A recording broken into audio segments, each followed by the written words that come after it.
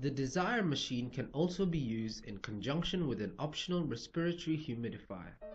The respiratory humidifier provides added heat and humidification, giving users greater comfort when undergoing CPAP therapy. To set up, first fill the humidification chamber with sterile water between minimum and maximum lines. Next, slide the humidification chamber on the humidifier by sliding it into place. Turn on the power outlet located behind the machine and adjust the temperature knob to a desired setting.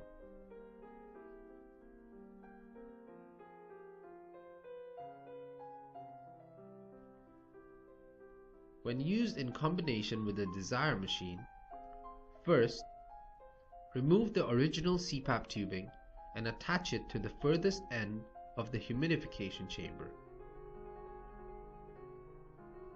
Next, take the shorter CPAP tubing and attach it to the other humidification chamber port and to the CPAP tubing port on the DeZire machine.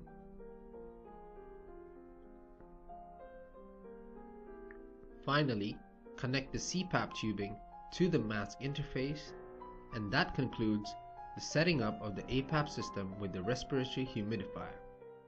For more information about DeZire, please visit us at DeZireMask.com.